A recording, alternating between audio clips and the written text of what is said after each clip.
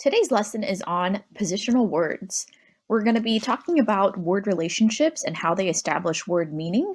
And when you think of positional words, you probably think of prepositions. Okay, that's the exact same thing. Prepositions are positional words. They indicate the relationship in time, space, and location of objects and their environment. So, what are positional words? Well, here's a little picture that talks about positional words of place or location. And so prepositions or positional words are words that indicate the relationship of an object, like I said, in time, location, or space. And so prepositions tell us how objects are arranged, in what order they occur, things like that. So you use positional words and prepositions every day. You use it when you follow directions and when you give directions. And so knowing what these words mean, examples of what it looks like are really important, just again, for everyday use, not only when you are working, but also when you are, taking care of your lives at home, when you're cooking food, when you're following a recipe. There are prepositions that are used when you are assembling furniture, things like that. All right, so here is a chart of common prepositions. These are prepositions that consist of prepositional phrases, if you look on the right side. So it's a preposition in a word, either a noun or a verb. And then there's, of course, the prepositions of location, time, and movement, or space, spatial orientation. All right, so some examples are above, behind, below, beside, after, before, by, during, against, along, down, from, into. Okay, and sometimes, like I said, they'll be combined with other words to make a phrase. So in demand, in a mess, on average, on hand, at noon, at least, for a change, for experience, and then by force, by law. So let's talk about prepositions that indicate location. These prepositions indicate the location of objects in their environment. So they tell us where to place objects. These prepositions are really important to know for when we're working and when we're in school. So if you were given the direction, place the Frosted Flakes next to the Cheerios on the top shelf, you know that next to is this fourth picture here on this chart, okay?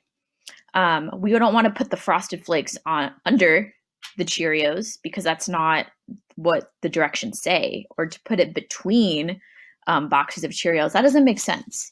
So we need to know examples of what prepositions of location look like in order to follow through with directions, especially as it relates to work and school. All right, prepositions of time indicate the timing of events or when they will occur. So time prepositions can tell us at what time and hour, on what day, during what month and year, etc., that certain events will take place. So if you are given the directive, arrive to work at 7 a.m. on Monday, January 11th, 2021, that's a typo, you know that at 7 a.m. means you need to be there when the clock strikes 7 a.m. If you show up at 8 a.m., you have effectively not followed these directions and you've shown up an hour later.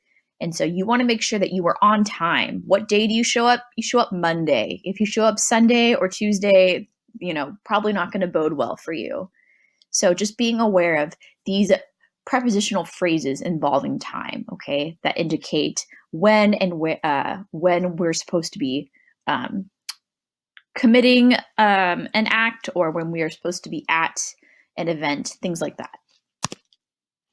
Lastly, there are prepositions that indicate the spatial orientation and movement of objects. So space and movement prepositions, they can tell us the orientation or direction that an object is traveling. How is the object moving? What is the direction or nature of its movement in relation to space? So here are some examples. You can see the tennis ball in the first picture is going down the stairs. So what direction? Down. The second picture, it is going up the stairs. There is what looks like a drawing to be of wind, just so you know that the ball is moving in the upward direction, okay? Toward the box means it's going to be moving closer. Away means it is moving away from, okay? It's going outwards, away from the box. Around means it's going to be almost orbiting or going all around the box. Under the box, of course, that's also a location preposition. It just means under. We're going to put it beneath. And then there's along, across, onto, words like that. So if you were given the directive, move the utensils down the table past the centerpiece, you know that down means I'm going to move it away. Okay, so down, it'll go down the way on the table. And then past means wherever the centerpiece is, it needs to go beyond that. Okay, so I can't put it before the centerpiece. That's not what the directions ask me to. They want it past the centerpiece. Okay, so where the centerpiece is, it will move beyond that. Okay, and it'll go down on that side of the table. All right, so we can look at some examples of prepositions and prepositional phrases, and we can decipher or decide what is the best preposition and noun or prepositional phrase to describe what's going on. Okay, so we're going to start on the left side and work our way to the right. So for number 1, it says blank is standing in a blank.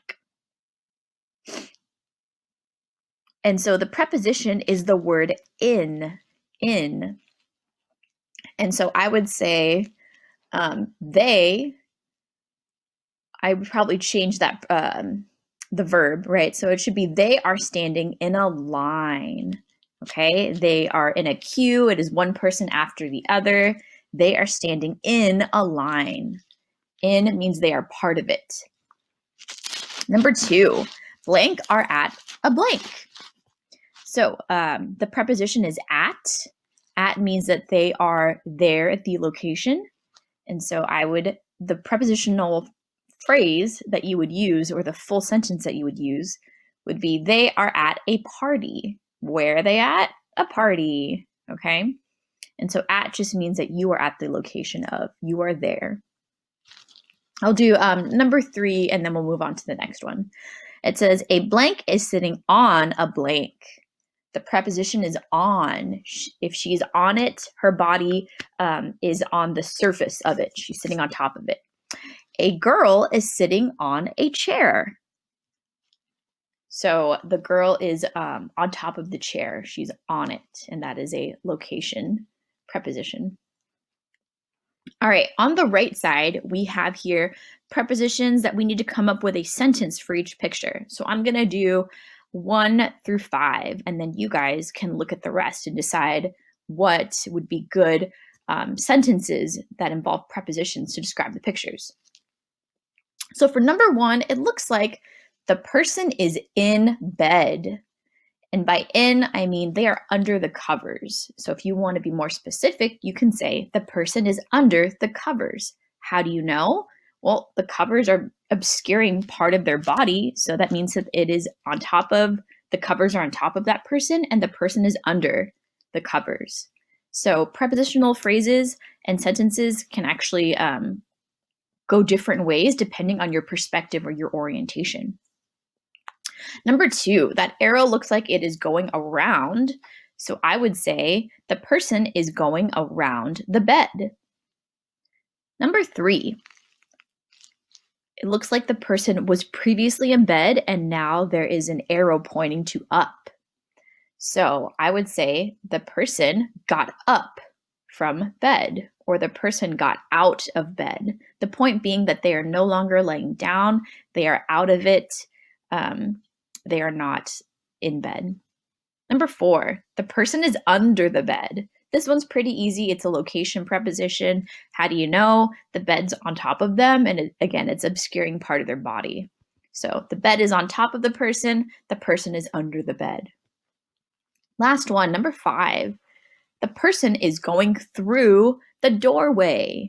There is an arrow showing movement, indicating that the person is going through. They passed through the threshold of that doorway. So these are just examples of common prepositions that you might encounter. We'll go over more examples in class today.